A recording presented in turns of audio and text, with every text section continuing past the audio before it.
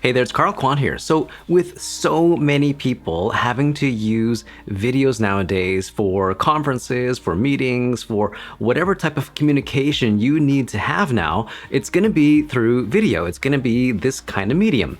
However, it's not going to be using a camera such as this where I have it all set up really nicely. Most of the time, it's going to be with your laptop's webcam.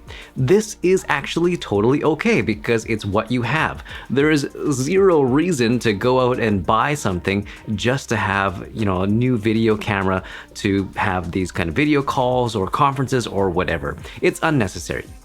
Don't stop yourself from going and buying them if you really need it, if you don't have one, if yours is broken or it's really old and the quality is just really poor. You might even just consider cleaning the lens a little bit, cleaning the camera just to make sure that it's working well. Anyway, in this video, I want to just provide some tips and advice and some things to avoid doing to make sure that your video turns out looking really well. Because you don't want people to have the impression that you're unprofessional. When you do video and you do it wrong, you can actually hurt your brand image and hurt the impression that people have of you. So that's one reason why I tend to always still wear whatever I would normally wear whenever I'm dealing with clients. Some people might disagree. They'll say, hey, just be authentic. Wear the Star Wars t-shirt or stuff like that. That's all fine and good. I think that if you're comfortable doing that, that's okay. But just think about your clients, your customers. How do they perceive you? Will they be okay seeing you in that type of an outfit? In whatever else is in the background of your home or wherever you are, make sure that you're actually comfortable with them seeing that stuff. So that being said, let's jump right into some tips. The very first tip here is related to using your mobile phone, to using your smartphone as the device for filming yourself. Now, this is entirely possible. You can totally do this. Your phone will have, of course, the ability to record video and audio. However, one thing you want to do is you want to make sure that you put your phone into some stable position. And what you can do is just pick up one of these little phone holders. Most of us probably have one from selfie sticks and things like that. So you can use that and just make sure that you have the phone in there securely, and you can have it either as, the landscape mode or in portrait mode. But ideally, I would say use it in landscape mode because it tends to be more comfortable for people to watch, especially when they're watching nowadays on their computers. The second tip is related to audio. Making sure that you have good audio is incredibly important because audio really is 50% of the entire video experience. Oftentimes people don't care if the video quality isn't that good, but they will care if the audio quality is bad. If they can't hear it, it's really bad. You know what it's like when you're talking to someone on the phone and the audio drops out or whatever. It's really difficult to pay attention and to really just think about anything else except for how bad the audio is. So how you can improve the audio really quickly is by simply using the headset that comes with your smartphone. Everybody has one of these. You can just put these into your ears and it looks totally fine. Nobody cares that you've got these things coming out of your ears because they're normal things that everyone has. So that is one option for audio. The second option for audio is to actually get an external microphone, a lapel microphone that you can plug directly into your smartphone. Make sure, of course, that the plug on the end of it looks kind of like this one in the video here, that it has these 3 colored rings and 4 gold rings. Otherwise, it won't work with your phone and people won't be able to hear anything. The disadvantage of using this, though, for communication is that you can't actually hear anything. So my suggestion is to use this type of a setup with the microphone for when you're just recording a video for somebody. If you're actually talking to people, then just use your earbuds. The next tip is related to the positioning of your laptop's camera.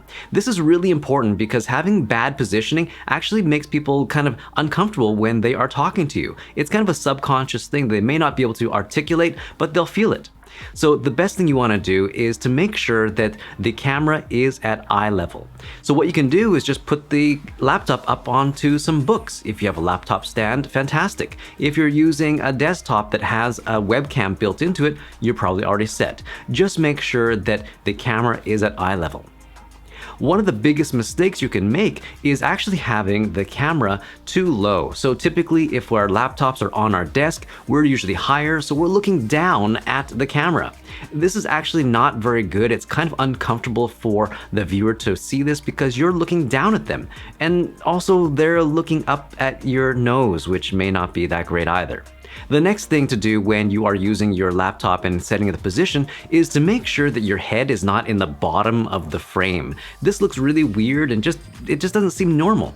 The reason why we also want to have it at eye level is because this is how we talk to people. We talk to people at eye level, especially when we're sitting down. Of course, if someone is really tall or really short or whatever, then we get that sort of feeling of the difference in the height. But ideally, you just want to make sure that you're at eye level so it's comfortable. And that's why we don't want you to be in the bottom of the frame. We want to make sure that people can see and just see your face clearly and also as if they are just talking to you in person. The other thing you want to do too is to make sure that you have adequate lighting. Without good lights, the experience for the other person is just going to be really terrible. They're going to think, oh, what is going on? They just can't see you very well. It's not really a good thing. Now, you don't want to go out and get a bunch of lights. You probably already have a lamp in your home that you can use. Just make sure you turn it on, position it somewhat close to you. If there is the light bulb where it's going to really direct into your face, that's going to create some harsh shadows and things like that, which may not look very flattering. Try to soften that light. Put a lampshade on it if you can. If you have one with a lampshade, great. Use that because the light will be nice and soft, like it is here, so that it is pleasing to the person as they're looking at you and talking to you on camera. The next thing is related to when we are talking to people, we generally will look at them in the eye. Now, when we have our laptops in front of us, a lot of times, or our phones, a lot of times we look at ourselves. If it's a laptop, for example, a lot of times we'll look down at ourselves or even at the person on the other end here. That's okay too. Obviously, you're kind of looking at them, but they're trying to look at you too. So you're both kind of looking down at your screens. What I would suggest is to try to avoid that and just look at the camera. Look directly at the camera lens so that you're making eye contact with the person. This is actually a very comfortable, engaging kind of feeling for the other person when they see that you're actually looking at them and paying attention to what they are saying. Same goes for when you are using your cell phone. If you are looking at the screen at yourself, then you're not engaged in looking at the person. So make sure you look at the camera lens and not at yourself in the screen. And the last thing I want to talk about is the background. Now, the background of your video calls, you can, obviously have whatever you want, but as I was mentioning earlier, make sure it's something that you want people to actually see. It's okay to have pictures of your kids or drawings or things like that that just represent who you are. That is totally fine. Just remember though that it's the impression that other people are going to have of you. So make sure that it's something that is either clean, it's not cluttered, because you don't want people to think, oh man, that person is really messy. I didn't realize that's what they're like. I don't want to deal with them anymore. That's probably the worst thing you want to have happen. So make sure that whatever background you decide to use, it can be plain, you can put up a drape, you can do whatever you want.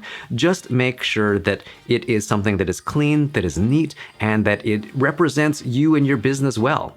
All right, I hope that those tips were helpful for you in making your Zoom calls or video calls or whatever conferences or content for your videos a lot better and a lot more professional. You don't have to go and spend a lot of money. Like I said, I didn't say anything about going out and buying anything. You already have most of what you need in order to look professional and sound professional as well. Of course, you need to practice as well to talk on camera, but that's something that all you need to do is remember that you're just talking to people. And when you talk to people, what do? Just remember to stay engaged, pay attention, don't be doing other things, just normal etiquette things that you normally would do anyway. If you have any questions about using videos right now during this time and trying to figure out how to set things up, what to do, what to say, please reach out to me. Let me know if you have any questions or comments about that. Be more than happy to help you out. In the meantime, until then, good luck with your videos and stay healthy.